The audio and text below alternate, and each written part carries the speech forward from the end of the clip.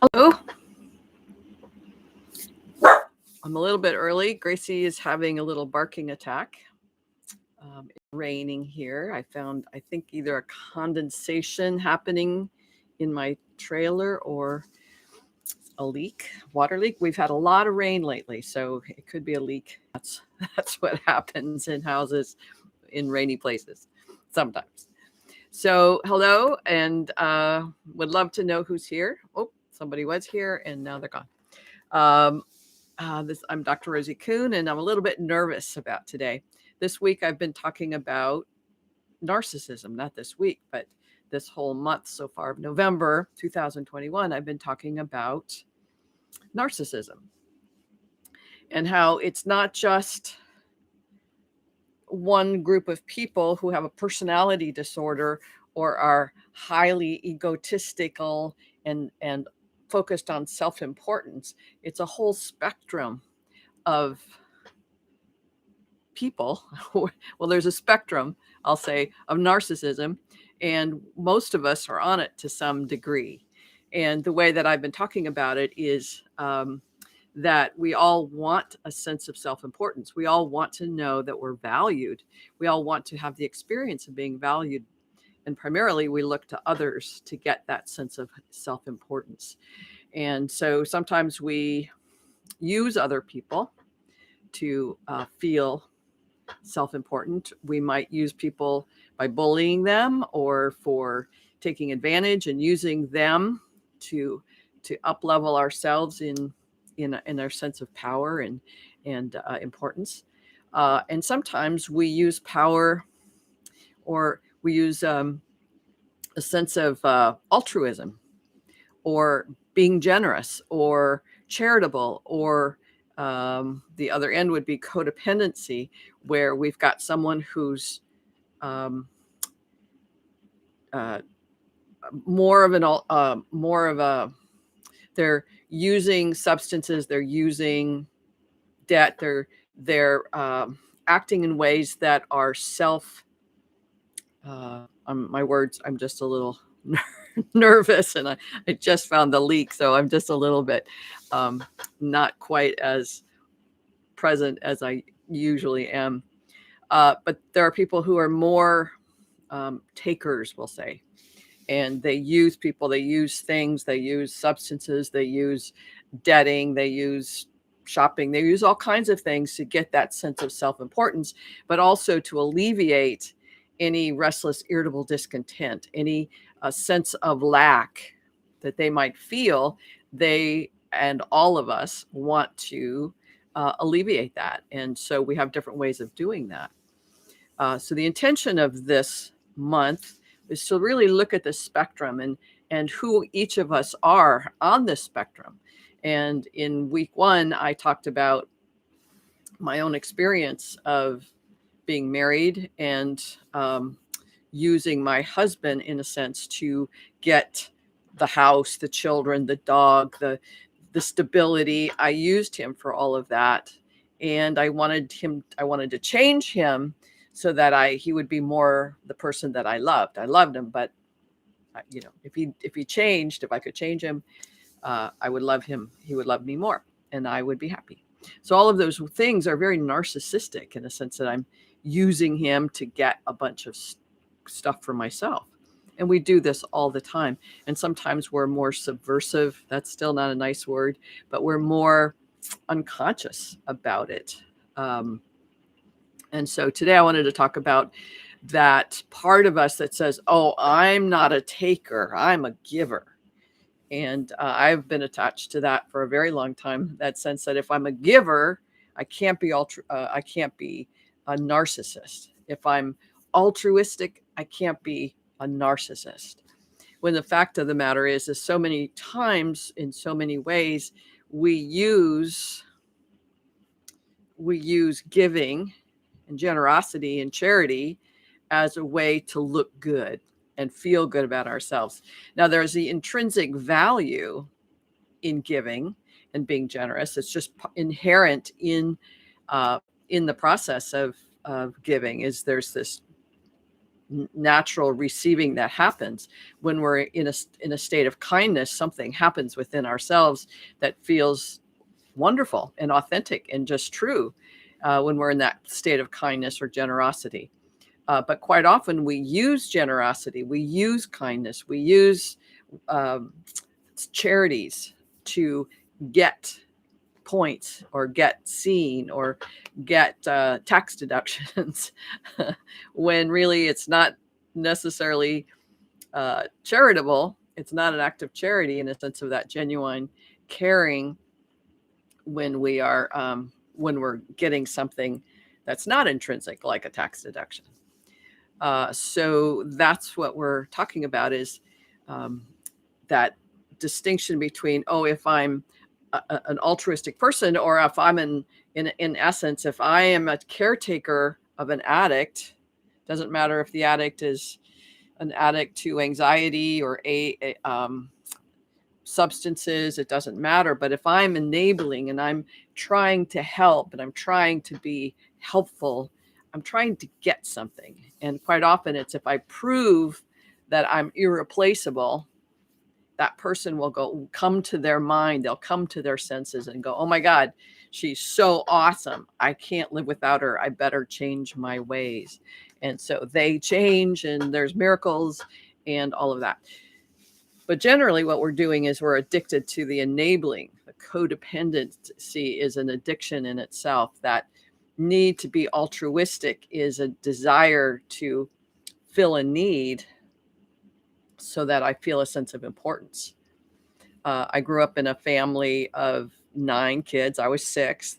And there was a part of me very, very early. In fact, I think I had this memory when I did some NLP work, where I realized that when I was in my mom's womb, I had a sense of guilt because she was experiencing burden and exhaustion already, and I was just going to be another burden. So I came in desiring to be helpful so that I wouldn't be just another burden. Now, that in itself, you can say, oh, that's really altruistic, and isn't that great? And you decided that you'd be helpful. But at that point, I don't get to be me. I get to be helpful. And who I am and who each of us is, I truly believe, is truly in our heart's desire, wanting to bring goodness to the world. And Werner Erhard says, we are always who we're trying to be, who we're pretending to be is who we already are. So I'm pretending or trying to be a helpful person. Well, my nature is helpful, and my nature is kindness and generosity, as I believe most people's are. But when we're trying, then we're trying to get something. When we're staying in a relationship that is hurtful or harmful to ourselves or other people, because we think that we're doing a good job and we are needed, that quite often is an aspect of an egoic sense of self-importance, rather than this part of us that is naturally in our essence kind and caring. So quite often people who are caretakers for their elderly parents or their partners or children, they quite often become so entrenched in that altruistic tendency to be helpful and needed and irreplaceable that it becomes an egoic element versus a need to really take care in a mutual way. In a sense, when we stop taking care of ourselves in a good way for the sake of another, the otherness of altruism, then it's actually not an act of kindness. It's an act of ego and self-importance. So that's what I wanted to share today, is this dynamic of the takers and the givers, which sounds like, and I was very attached to being a giver, and I was in a lot of relationships of codependency and enabling. I enabled people to take advantage of me. I enabled people to harm themselves. I'll say that in terms of not being consciously honest with them, and or being honest and leaving because it wasn't a good relationship. So all the ways that we stay, all the ways that we are enabling the relationship. If you have a taker needs a giver, and a giver needs a taker. So it's a great relationship. We both needed each other at that level, but it wasn't built on authenticness. If I had been my authentic person rather than, oh, how can I be something for this person, I wouldn't have stayed in the relationship for 3 hours because of what showed up, and my tendency to go, oh, David, you're here. I'm so glad to see you. It's been a while. So glad you're here. I would have, had I been my authentic, true self, as opposed to the part that's always looking to please, I would have left that relationship after the first date. But because I was looking to please, and I really was attracted to this person, and I really wanted them to like me and find me irresistible and irreplaceable, I didn't leave, and I was just kept working at getting them to appreciate me as I am, versus that give and take, giver taker relationship. So one of the things I mentioned last week was Tracy Goss's book, Last Word on Power, and how we use power. So a couple of things I want to mention here. And Marge, you're here. I'm so glad. Sorry, I'm just kind of, again, distracted. Marge is here and David's here. Two things. One is that there's an addiction that is so inherent in our being human that it's almost like we can't get out of it. But as I was mentioning, this relationship I was in for a very long time, as opposed to one date, is the interpretations that we carry. We're addicted to interpreting reality. We are addicted to making meaning. So again, as a little kid, it's like I'm seeing my mom overburdened. I make meaning that unless I become a helper, then I'm just going to be a burden. So I make meaning of that, and now I become a helper. And so my whole life evolves around not being a burden. So anytime someone says, "Oh, it's like, no, I'll help. I'll do what I can to make your life easy." So that dynamic is something that I created out of an interpretation.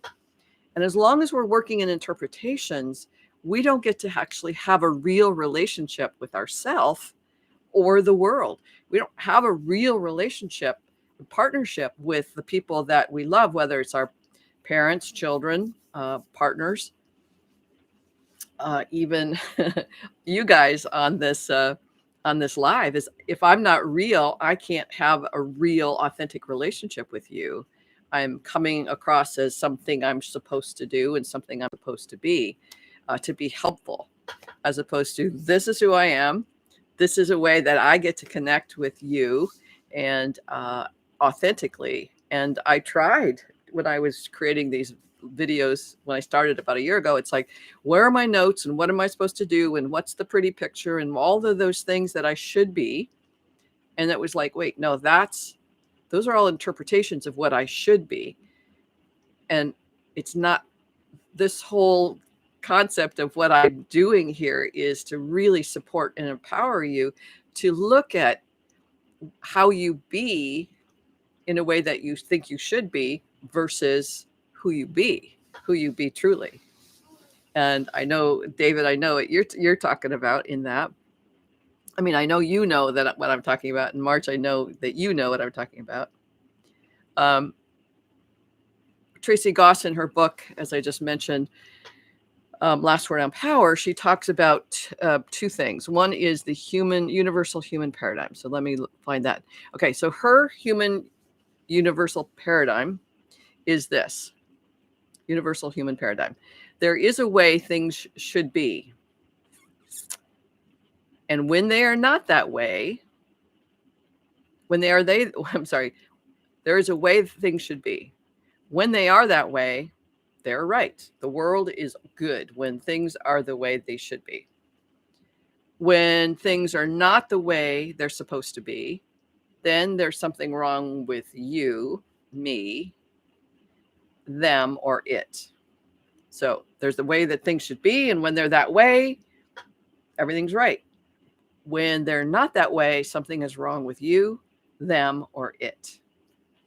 And we're constantly being vigilant about, is it the way it's supposed to be? Is it the way it should be? And if it's not, am I being the way that I should be to make things the way they should be? Now, and all of that, it's the ego element that says, I'm not doing it right. And if I'm not doing it right, then I'm part of the problem here. And so I have to choose. How do I not be part of the problem? And as a giver, a chooser to be a giver, then I'm constantly listening for ways that I can be helpful. And we make that distinction that a narcissist isn't a giver. We make a distinction that narcissists are takers. And that's just not true. It's just the way that we've perceived it. And the title of this particular Thursday Live is about altruism versus narcissism. And narcissism and altruism, the flip side of the same coin. And this was a realization for me when I was working with an energy worker. And this was about 10 years ago. And she said, she's working with a pendulum or a dowsing rod. And she says, I'm clearing your altruism. And I go, well, shouldn't I be altruistic? Like, shouldn't I be that? And she goes, no. And as she cleared it, I felt this energy change, because I then in that moment felt the relief of not having to be good all the time, not having to be generous and caring and always being vigilant for how I can be altruistic. And in that moment, truly, I felt the difference when she cleared that I was like, oh my God, I don't have to carry that mantle of saintliness. And it was an interesting thing. And as I mentioned, I think last week or the week before, when we talk about altruism or whatever the ism is, ISM in the recovery world stands for inner shit maintained. So when we're constrained by a perspective of I'm a giver, then I have no capacity to receive. And that's a limitation in my being. I can't receive. I can only give. And people go, oh, you're great. It's like, oh, thanks. And then I keep going. I don't have the capacity, or did not have the capacity to receive. So that inner shit maintained limits us in terms of how we can be present to ourselves as authentic, true expressions of who we are, and how we can be actually a contribution to the world. Mark says, wow, I'm feeling like I'm not doing it right. My house was recently flooded and I'm having guilt that I'm not doing enough. I'm taking from my helping friends too much. I was feeling guilty for stopping to watch your live cast. No, you're being a giver, Marge, by giving time to me. So that's all good. We're always trying to do it right versus just doing it. You know, we have a way. Let me see. There was something else I wrote here that's really, really important. And in terms of, hang on a second. This is another thing that Tracy Goss says, and I'm not sure where she got it. She was a connector. She connected with Werner Erhard, who had EST, which then became Landmark. So she was part of that EST kind of movement. She says, life does not turn out the way it should, nor does life turn out the way it shouldn't. Life turns out the way it does. And so we can be part of the should movement, or we can be part of here's what is, the is movement, the isness of it. If I'm constantly concerned with what I should be and shouldn't be, And before you guys came in, I was saying I found a leak in my trailer, and it's like I'm right where you are, Marge. And it's like, oh my God, I did something wrong. I should have been doing something different so that that leak isn't there. And so that shouldn't pulls us quickly into interpretation that there's something wrong with me or it or them. And when we pull ourselves into that should or shouldn't, we're now in a constrained. Hi, Grace. Come here. Over here, Grace. Gracie, over here. Okay. You lay down. We're not able to be authentically present to who we are and what we want, the impulse to be ourselves. And last week I talked about narcissists sort of on this end of things. When we're narcissistic, we have poor impulse control. We want what we want when we want it, and we're not conscious of sort of our more greater environment. But there's a difference between the impulse to follow, I should do something different, versus the impulse of what's really true for me. What's the true expression of myself in this moment? And that's a challenge. That's a big challenge, because we're so enmeshed in the system of being important to somebody. Whether it's, and we're always important to ourselves. We're trying to get that sense of self-importance to ourselves from somebody else. But when we realize that this is really about how we be important through our own sense of expression, through our own sense of knowing, and our own sense of value, and aligning with our own sense of truth, that's our highest contribution to the world. That's our highest contribution. That would have been the highest contribution I could have made to this person that I went on a date with and said, look, you're not only late, but it doesn't work for me for A, B, and C. I'm on my way out. But that's not what I did. I did my compensating. I'll try and I'll, see how it works out, and I'll fix him. I'm so good at fixing people. I can fix him too. He didn't want to be fixed. So that's, of course, I don't want to be fixed. I don't think anybody wants to be fixed. We want to be who we are. We want to be loved and appreciated for who we are. So, the more that we can come to that place of going, I love what you're just saying, Marge, is that, okay, I'm not going to feel guilty right now. What I want to do, and I hope this is why you're here today, Marge, is because you want to be here, versus, oh, if I'm not here, then I'm going to let Rosie down, versus, this is where you want to be. The same with you, David. I hope this is where you want to be. And that we're here together because we want to be. David says, does giving come with conditions or expectations? When we give, we are also receiving pleasure in that action of giving. This is the same for receiving from others. That's right. When we're giving to receive, if I give, then I'm expecting to receive. That's not true giving. That's not generosity from the spirit, from the heart. That's a manipulation. And that's what I'm saying, is that we can say to ourselves, I'm a giver, so I can't be narcissistic. But a lot of people have interpreted my reality, or my way of being in the world, as very narcissistic.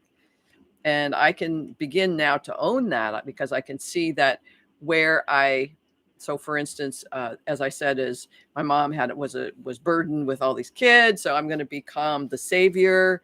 And I never got recognition for being a savior. So I got pissed off and angry, and felt bitter.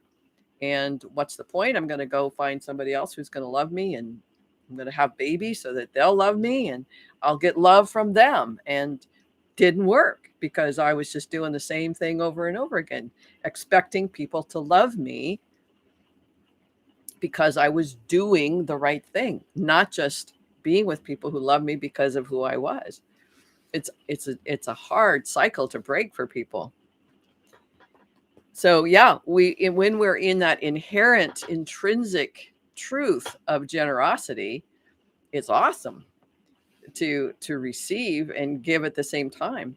But when we get caught in that cycle of, I'm doing the right thing, so you should like me or whatever, then we're we start to create, irritableness and discomfort and relationships that are based on expectations and not on truth.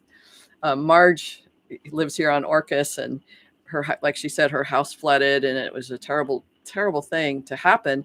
And I want to be there to help. And at the same time, I need to take care of myself. So there's that, I should be a good friend and go and help her. But if I do that right now, today, then I wouldn't be in alignment with what I needed for myself. So there was the opportunity to feel guilty about that. Woohoo! There was the opportunity to say, see, I'm not a very good friend at all. Woohoo! And go there and be altruistic from that place of, this is what is this is what's expected of me as a good friend. This is Gracie. You guys have seen Gracie before, but she's wanting some attention. So I had to think about what was true for me and how I could be a good friend being here versus going and helping at the house. So those kinds of dilemmas are always with us. And how do we really listen for, David, what you're saying in terms of where my giving is really intrinsically because I want to versus because I'll feel guilty if I don't go. And we, the holiday season is coming here in the United States, and the Thanksgiving is next Thursday. And it's like, oh, if I don't go to my friend's house, or if I don't go home till Milwaukee or wherever, I'm going to feel guilty. And so I'm going to go. It's like, that's not generosity. That's acting from what you should do, the shoulds, the shoulds, and not from what's genuinely, authentically true. We don't want to disappoint people, but we can't help that. We can't help that if we want to live an authentic, truthful life. So again, part of what I'm saying, so I started when I was making these notes, because this is really a challenging idea to say, okay, the altruistic people can be as narcissistic and trying to get self-importance as everybody else or anybody else. And so the giver looks like the giver, but quite often they're in it for what they can get in terms of accolades and, oh, aren't you a special person to be so generous? And aren't you a special person for being so available and all those things, when it's like, yeah, and I'm pissed off because I didn't want to do it. I did it anyway, because it would make you happy, whoever you are, wherever you are. And we have to really watch that. I'm too old now to make that choice to do things for the wrong reasons, in a sense, to do it to look good versus because it's fun. Being over at Marge's house, what I look for is what's fun. Like what would be fun to do in the midst of this disaster. And so there was a shop vac and sucked things up really quick. And that was kind of instant gratification. So I did that for a few hours, and it was really fun, and we got things done. But I was looking for, how can I do this in a way that pleases me and is productive for them? And I was over there yesterday again. It's like, what would be fun to do? Oh, the fish pond was full, poor fish, of gravel. And so, helping take the gravel out of that, or some other things, but looking for, how can I do this in a way that's serves everyone? And that's what we can do, is serve everyone.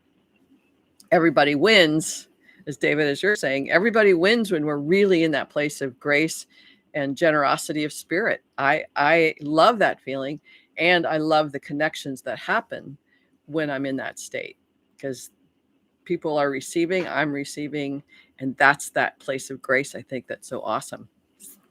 I was thinking about in writing up my notes that there's, what we're trying to do is to be leaders or powerful, and we're trying to be saints. We're trying.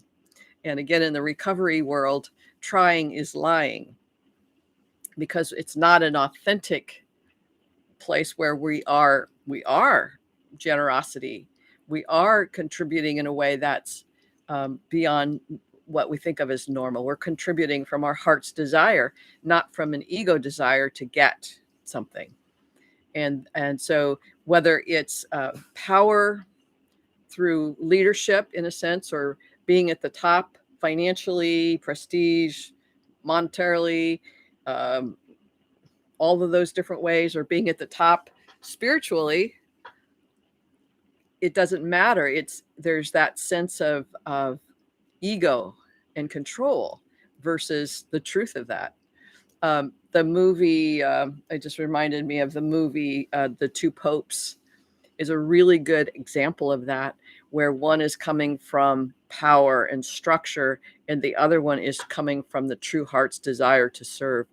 And very, very powerful movie in terms of how these two popes come to collaborate to bring about just a shift to the degree that it does, but where there's also those limitations of peace and love and openness because of the constraints of, hey, we got to maintain the structure.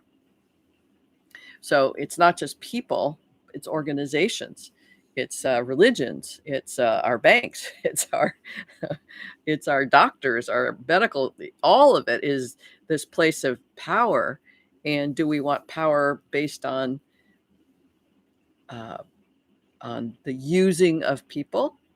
Or do we want the power of that intrinsic generosity, that intrinsic sense of service? And it's really a fascinating process to undo that attachment to, here's how I should do generosity, here's how I should do leadership, here's how I should do power. It's a really interesting, how do you untangle from that? And part of it is looking at where there is fear. If I don't show up in certain ways as I'm supposed to, as I should, that means, well, it means that's the interpretation. That's our addiction to the interpretation, as opposed to life is what it is. I'm showing up as I'm showing up. And if leadership comes through that, awesome. If saintliness comes through that, awesome. But this is what I'm going to do. This is how I'm going to be me, versus, here's what the rule book says. Here's how my mother did it. Here's how, these famous, brilliant billionaires did it. Going to go that way. It's like, what's that intrinsic knowing? And that's the truest expression of ourselves. And that's the distinction. It's like, we can still be saintly, but be saintly from the inherent saint inside, saintly as in that generosity of spirit, the ability and capacity to love, just that, right? As opposed to saying, oh, what's the best way, looking at the book, what's the best way to love to get something in return? Like so many teenage magazines or Cosmopolitan or whatever magazines, it says, here's how to get a man, or men's magazines, here's how to get a woman. It's like such strategy. It's like, how about being yourself? How about being the authentic you? Because I know every person I've ever worked with is extraordinary in their capacity to love, to be creative, to be wise, intelligence. It's fascinating what's there when I have these conversations with people, but then they sort of go off into their world and they then get constrained again into that bubble. And so through the conversations with me, they begin to explore that sense of essence self, the essential nature of who they are, because I witnessed them. And then they go, yeah, that didn't work over here, because I'm trying to get still, as opposed to, this is just the unfolding of who I am in this moment, without the shoulds and shouldn'ts, the is just being in the isness. The other thing I wanted to mention today too is, in this construct that I'm talking about, the spectrum of altruism and narcissism, the isms are there, the inner shit is maintained, of the need for self-importance, the need to get something, the need to take from others. I read this morning in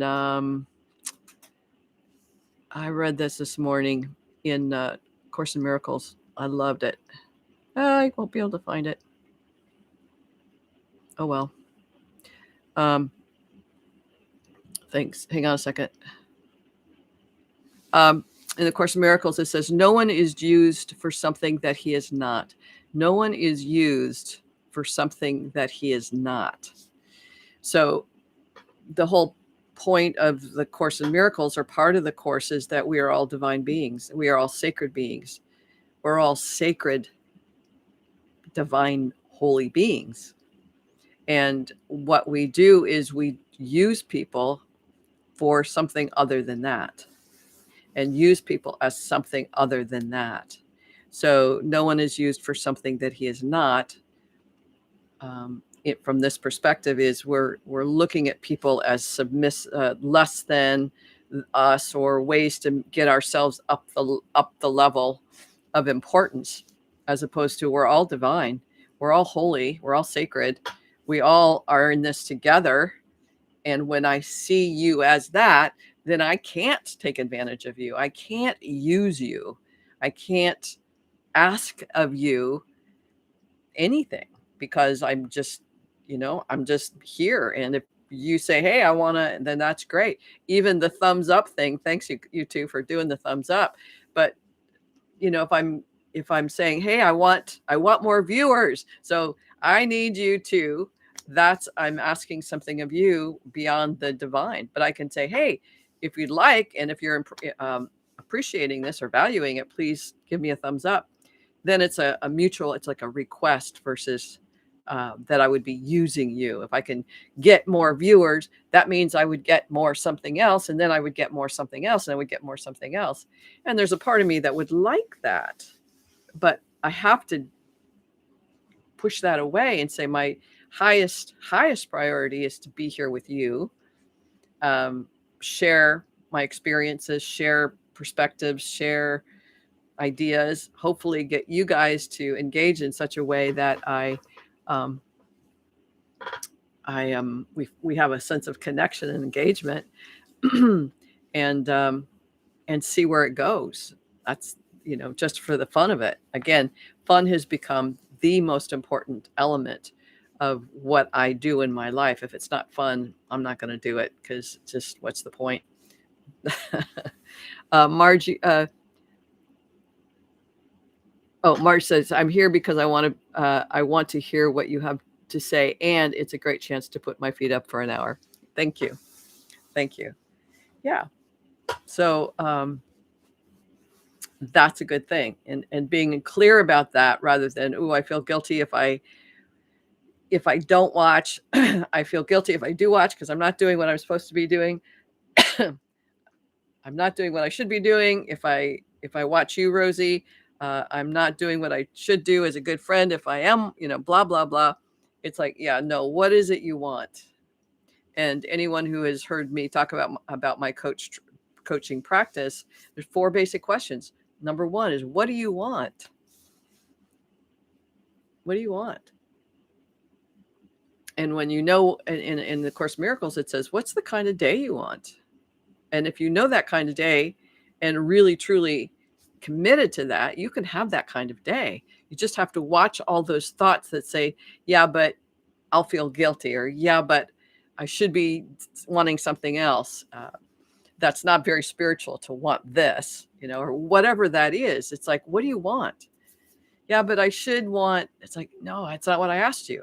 What I asked you is, what do you want? And the more and clearer you are with what you want, then the more that you can actually create your reality to bring that to you, not from taking, but from receiving. We all win that way, because there are people who want to give and be generous to me. And because I have not been able to receive that, then I haven't allowed those people to come into my life. That the more that I am open to receiving, the more generosity shows up in my life. And we go, wow, I'm blessed. And it's just because I've shifted from, I can only be a giver, to, wow, in my giving, I can actually receive.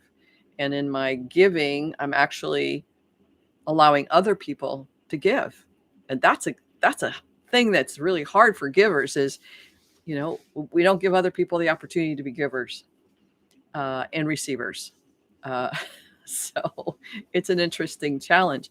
But again, it has so much to do with that part of the shoulds and the shouldn'ts, and the universal paradigm of if I'm not doing my part, then things aren't going to show up the way they should. Marge's house did what it did, it got flooded, and it's like, what should we have done differently? It's like nothing. People got so much worse in so many ways, and it's like, this is just what right now, this is just what is. So that's that part. In these questions of shoulds and shouldn'ts, and how do I be important to the world? Hi Fred, glad you're here. How do I make a difference? How do I be important? How do I make my statement in the world? We are listening for something. And again, this came from Tracy Goss, and she calls it the winning strategy, which is I'm constantly listening. We're all constantly listening for that part that I can do something in order to get what I want and avoid what I don't want. So it's a very good strategy in narcissism to be a good listener for where I can get what I want to get and avoid not getting what I don't want to get. I'm looking for the so hang on a second. I'm looking for the three things. So in the winning strategy is number one, I'm listening for something. What are you listening for? The second part is so as to act by. So I'm going to listen for this so I can do something in order to get what I want, and in essence, avoid what I don't want. So we're all listening for that. And as we're listening for that, I'm listening for where I can contribute. I listen for where I can be helpful. I'm listening for where I can be important, where I can be the smartest, where I'm going to listen for where people, all of that. And so as to act by saying things that will be helpful, being active in a way that will be helpful. So as to be helpful in order to get the accolades, like, oh my God, you're so great, you're so important, you're so valuable, you're so. So that's what I want. And I want to avoid, you're a loser, you're pathetic, you're insignificant, you're invisible, nobody cares. Okay. So we're going for both. We're going for what we want and what we want to avoid. So all that strategy, again, keeps us from being who we are in our essential nature, which is our divine gift to the world, which is our divine, sacred, holy expression of ourself in our joy and our sorrow. All of it. The other thing I want to bring into this as well, because all I'm talking about is that where are we listening for where I can be a giver versus where can I get something for very little input. And so another piece of this is from the trainings that I did with Hans Phillips, and he called it, I forget what he called it, but the essence exercise. But we're looking for, again, the survival mechanisms that we use in our life. So one of the first questions when Hans was training me and coaching me at the same time, and he said, he used this circle, and he said, so in this circle, there's a little circle and a circle inside that. He pointed to that core circle, and he said, this is your core fear, your core truth. He said, what are you afraid people are going to find out or decide about you? It's like no mincing words, just right there. What are you afraid people are going to find out or decide about you? And I said that I'm insignificant, that I'm unworthy, that I'm unlovable. Those are basically the big three. And he didn't ask this question, but I ask it now, and then I'll share the next piece of that. But it's like, What would happen if people found that out, that you are insignificant, unlovable, unworthy? What would happen if people found that out? And that's the core of this whole thing that we're talking about in terms of how do we be ourselves, is that fear of, if I'm found out to be a fraud, to be an idiot, to be unuseful, to be an addict, whatever it is, if I'm found out, I'm going to be rejected, humiliated, annihilated, embarrassed, kicked out, alone. So we have this fear of annihilation, humiliation, and rejection, isolation. And it's like, oh, if I'm found out, that's what's going to happen to me. So the third question is, what do you do so people don't find that out? What do you do so people don't find that out? So a person that is afraid of being weak and what's the word? Weak and scared. That other big word of scared. Coward. If they're afraid they're going to be weak and scared, a coward, what they would do is be a bully and look for ways to put people down, look for ways to be a smarty pants, look for ways to take advantage of people, to show that they're not weak or a coward. So they develop these strategies so that they look good and they feel important and they feel safe in that strategy. Or again, for me, not wanting to be unworthy and insignificant and unlovable, I do things that are giving. Okay. But it's a strategy. It's not the authentic me. And so what's been my practice for 20, 40, however years I've been cultivating consciousness, is to say, what is me and is not me. If if something shows up and I'm about to act, but it's from guilt or shame or fear, or what if they find out, like Marge and Fred with their house, and I don't go visit them or I don't go help them, and they now found out that I'm really pretty selfish and really only interested in my own stuff. It's like, that's what shows up, those kinds of things where we're like, oh my God, they could decide that about me. They could decide that I'm a really poopy friend and I don't really care that I don't care about them. That's what they might decide, as opposed to the truth is I've got things I'm doing here that I have to honor for myself. But it's that thought, like, what am I listening for? And how do I be so that it's all that strategy. So whether your strategy is the sense of power so that you don't look like a coward, or the power so that you look like a saint, it doesn't matter. It's still the strategies that you're incorporating and living in versus being the authentic you.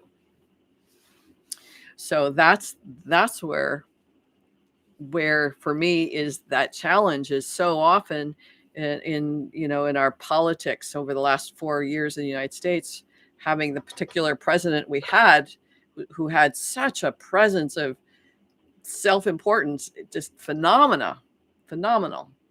And to go, look at that guy, and isn't he a terrible, and because I'm not one of those supporters, that means I'm the good guy. And now it's still the same game. I'm the good guy because I'm not that. So now I've got my self-importance. I've puffed myself up and I feel very good about myself and it's all ego. That's as much ego as that. It's like, how do you stop doing that? How do you stop doing that? And part of it is becoming aware of all the times that we're judging in order to be right. I'm right. I'm a righter person in my family because I was so much more kind than my sister. I was more right. And in my relationship with my partners, I was more right because I was whatever. That doesn't make me very likable. Doesn't make anybody likable to be always looking for when they're right, and as opposed to being real. So I've given up. I don't care if people think I'm right. I don't care. I don't care anymore, or I care less, I'll say, about that, because it's a challenge to let go of all those things. But because it's just part of our life unfolding and the things to learn. I have tons of things I'm in the process of learning in order to be more my authentic self constantly, every single day. So it's not like I'm sitting on my mountaintop pedestal having a perfect life and pontificating the right way. It's that constant challenge to say, am I doing what I should do? Am I looking at the strategies so that I don't get found out? Or this is really what I want to do. I want to sit and listen to Rosie, put my feet up for an hour and just chill out. It's really sometimes hard to know.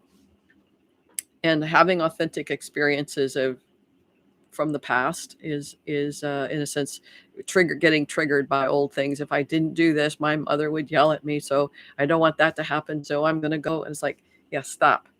What do you really want? What do you want in this moment?